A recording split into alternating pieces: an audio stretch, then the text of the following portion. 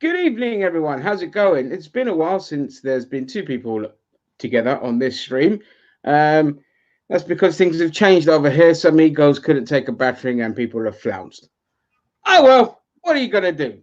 So, anyway, we're coming back here for together on this stream. Oh, echo on your end. I think from the YouTube stream. Have you muted it? Yeah, it's muted. All right. Okay, that's fine now. Anyway, we're coming to you with a review of Superman Red Sun, the Warner Brothers animated adaptation of a comic book that was pretty solid, written by Mark Miller, one of my all-time favorite comic book writers. And he's the guy that I put up there when people complain, oh, there's politics in comics, even though there's always been politics in comics. Okay, but I always say if you don't like politics in comics, never read a Mark Miller book because he goes to town on everything political. And for me, it's fantastic. I love Mark Miller. I've been a huge fan of his since the Ultimates and everything he's done since then. And this was by him. And quick brief on the story. If you haven't seen it, well, I'm hoping you have because this is going to be a spoiler review of the film. So if you haven't seen it, it's a twist on Superman landed in Mother Russia in the 1950s or 40s or around there during the communist era, obviously. Yeah. Or maybe it was 40s. I was saying 50s, but I'm like, oh, maybe it was 40s when he landed. Yeah, somewhere around there, 40s, 50s. He lands in Mother Russia during the communist era and he grows up communist, but with a twist.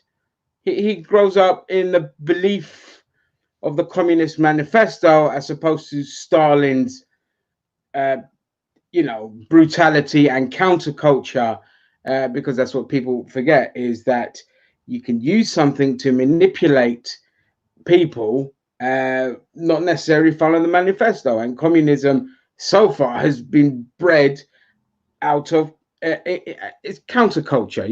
Mao Zedong and all these brutal dictators, they haven't used it appropriately in Karl Marx's vision. And so Superman grows up with Karl Marx's vision of what communism is, but behind the scenes, Stalin is actually hiding his brutality and what he's doing as a dictator to the people from Superman. And one of the clever twists here, the gulags, the famous gulags, are actually underground under lead containers where Superman can't see them. And so there's it's one of those Millerisms that's really clever. Like he'll tackle something and see what is the most logical way I could take this to kind of have Superman as a good guy, but not, but whilst being in communist Russia, kind of thing. And I thought it was tackled really, really well. And they follow that premise in Superman Red Sun as well. Overall, a couple of omissions, not really, yeah, a couple of omissions, like the endings changed and, they cut Batman's bit a bit short, but, you got 90 minutes, not 20,000 comics to kind of tell a story. So before we get into more discussion, overall, just because I really enjoyed this. This was the best one they've done in quite a while for myself. It was, pretty much followed the comic book as best as it could in such a short time frame. The animation was fine. The action was fantastic. It has a slow burn, but you're gripped to the story for the whole time. Even when they're just sitting there talking, the script was excellent as well. So yeah, I thoroughly enjoyed it. The Mark, what did you think? Yeah, what do you think I thought? I'm the Mark. No, actually, this is one of those rare occasions where we agree. I really did like this one, and I really feel like that this was kind of the Captain America: The Winter Soldier of the DC animated movies, where it's like it's not like it's something totally different from what they've done in the past. I mean, the only thing that even remotely comes close to what they've done here is Gotham by Gaslight a couple years ago, which was also a phenomenal film. Right.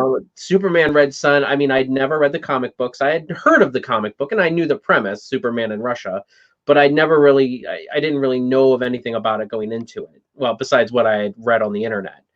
And I mean, I was very impressed. I think the voice acting was great. Sometimes when you have American actors doing, the foreign accents, it kind of you can kind of tell. But in this one, I had a hard time telling because I was sitting there looking at the name, saying, "Wait a minute, is this person a Russian voice actor, or is this?" And it's like they had Tara Strong in there, which is, I believe, one of the Harley Quinn voice actors, isn't she? Like, Yeah, I think is she the one that was in Big Bang Theory as well? I don't know, but Oh, okay. but anyway, I mean, but there wasn't very many points where I'm sitting there going, "Oh, that's supposed to be a Russian accent. I don't know what it is," but so but I really kind of like how they did an interplay on the typical Lex Luthor. Even though Lex Luthor was still Lex Luthor, Superman was still Superman, but it's just like Lex Luthor was more Americanized, which he is currently, and Superman was more of the communist. Like he was trying to take communism and turn it into more of a pure state of communism. Yeah, And I mean, you kind of see how, and I'm not political at all, but you kind of see how communism sometimes doesn't work in this aspect. I mean, if you have, and I feel like Superman in the movie was very generous with the communism. I mean, as compared to other previous leaders of communist regimes. But I know, I mean, I thought the action, it was a very slow burn, which I thought was great. The action was good when it needed to be. And that's kind of what I feel. If I have any critique of any of the DC animated films, sometimes they do feel like they're like, we got to have this awesome fight here and this awesome fight here. And sometimes they're afraid to just let the story speak and let the fighting do the storytelling. It's kind of like a wrestling match. Sometimes some of the best story, like sometimes them standing in the ring, they're talking, like doesn't, like a lot of times that's garbage.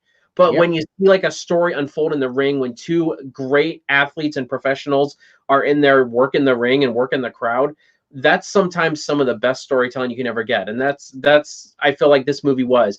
It was a slow burn. It was actiony when it needed to be, but it was also not afraid to slow down and be like, this is the story we're telling. And I think that's one of the greatest things they took away from Mark Miller's original comic book was, this isn't Superman versus the Elite. This isn't Superman versus Doomsday. This is Superman versus human nature. And really this whole story was about that, is how I felt. yeah. I think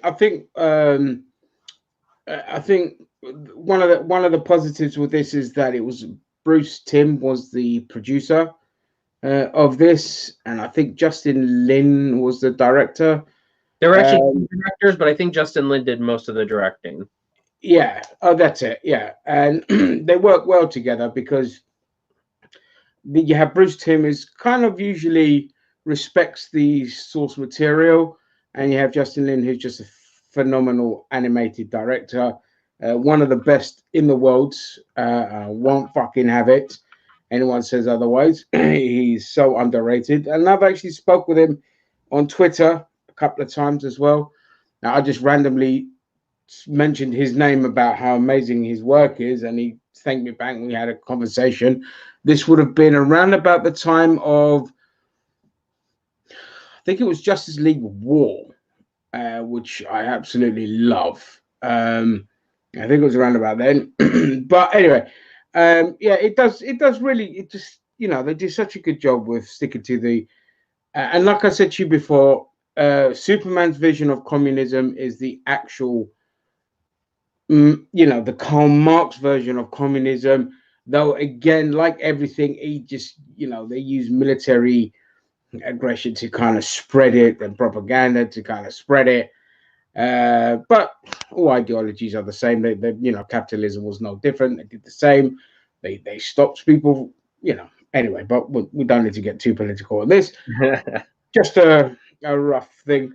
And it was, you know, it was just a fun ride, and you don't have to have like an action packed uh constant run, because like the ones you do, most of the time just you just get a bit bored. You're like, well, what is the story? Why does everything feel so, you know? But this one was great. Wonder Woman was fantastic in it. You know, just saying, oh, you men, all you ever do is go to bloody war all the bloody time and all that. I mean, she's right. You know, Dick measuring well, contest. yeah, that was a super militism right there, and it was fantastic that they put that in there. But you know, also one of the best parts was it like the architect of most of this whole thing was like Brainiac, and Brainiac was also in this, and it was great. And you know, he'd fooled Superman into thinking that he had total control over him, whereas he was pulling the strings in the background, which almost led to nuclear Armageddon. And that's when Superman and Lex Luthor kind of come together. And Lex was great in this. You know, Lex was fantastically Lex Luthor, in that he was so driven to beat Superman that he ended up as fucking taking over the United States. And yeah, go for it. I like this Lex Luthor a lot better than a lot of versions of Lex Luthor, because a lot of times Lex Luthor is just evil to be evil. One dimensional, yeah. Yeah, like one-dimensional Lex Luthor, where this one, he wasn't evil. He's just an ass. And you're right, he's driven. He wants to be better than, and he feels like that America is, or not America, but the world is in the humans' hands. Why should this alien be running our world? Yeah, that's like, and I mean that's always been the Lex Luger. Oh God, I'm too much wrestling. The Lex Luthor. That's the Lex Luthor argument in a nutshell. But I think in this it was so well executed. You know. Yeah. Yeah, it was. Yeah, it's definitely been the strongest outing of Luther by far. Not to be confused with Luger. Not to be confused with Luger, the one-dimensional wrestler, who offered nothing and was greener than Greta Thunberg's brain, which is not an insult. She's a green, you know, whatever. So, yeah, I mean, there's not much else really to say. I recommend it. It's definitely up there with one of my favorites. I mean, Gotham by Gaslight, you said as well, which was just superb.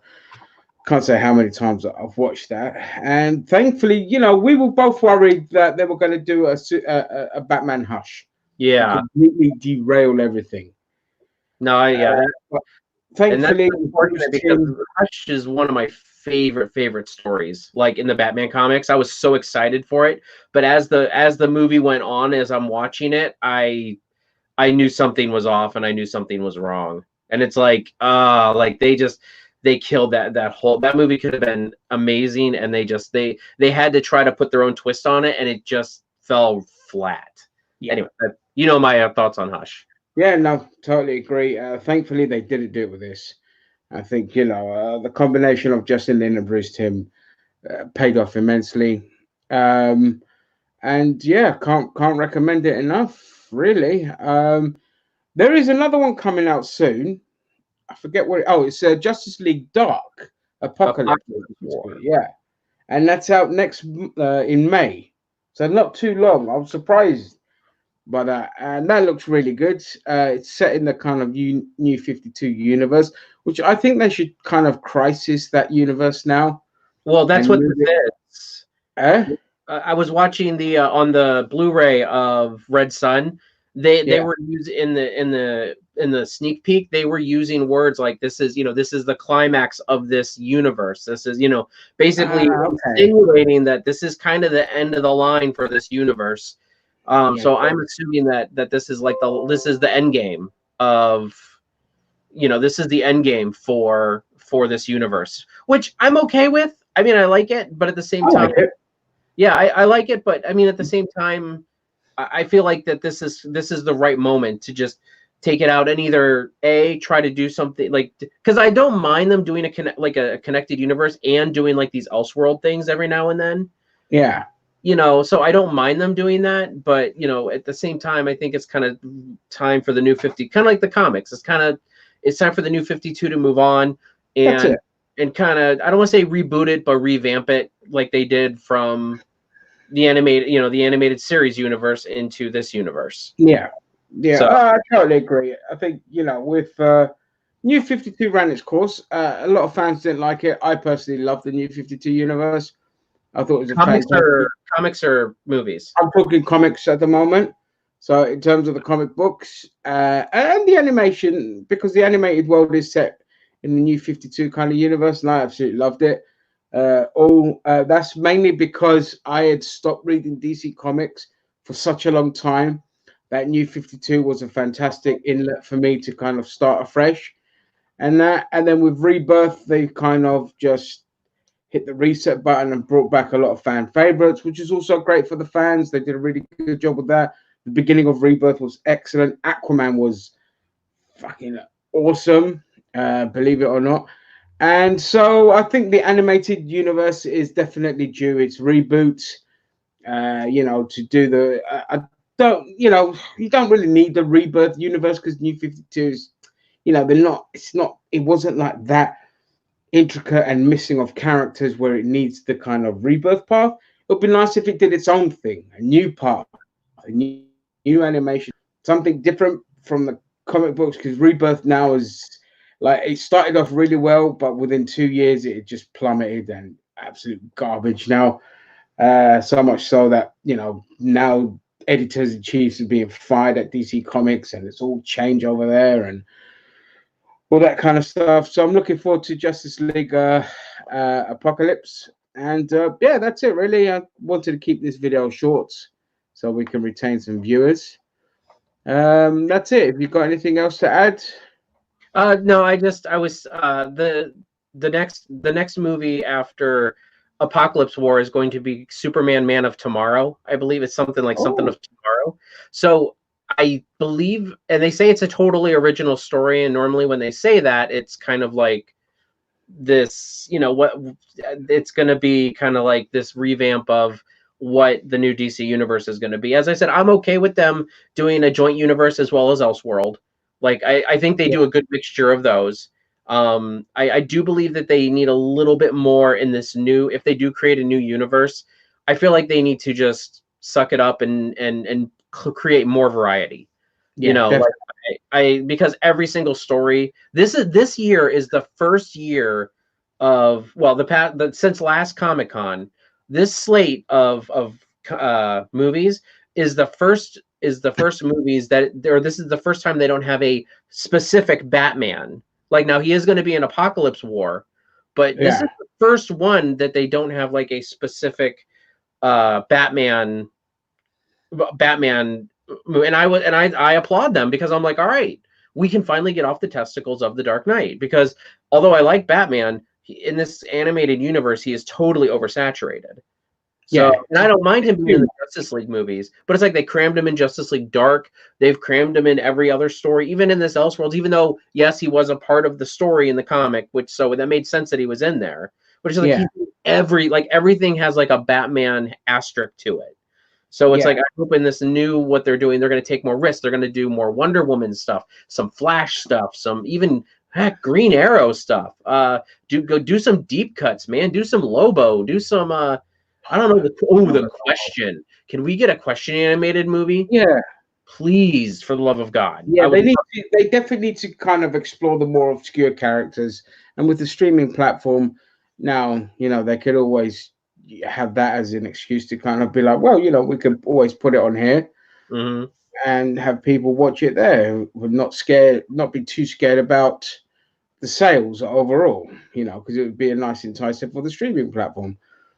So I agree. They definitely need to move away from both Batman and Superman. Massively. I know they're big sellers, but you can't. If you stick too hard to your big sellers, it's even harder eventually to break away and introduce something new, because the kids are going to be like, "Well, I just want Batman and Superman." But if you bring in variations all the time, even just a Red Hood movie, some of his comic books have been fantastic. So even that would be great. That would definitely hook the kids in. And yeah, I totally agree with you there. Yeah, all right, that's it. That's it. we are done. Thank you all for joining us. All one of you, which is probably nobody, but hopefully this gets views as it goes along, and we'll probably be back for something else or other. Any trailers that are released, maybe talk about those and all that kind of stuff. All right. Have a good night, everyone. Catch you later.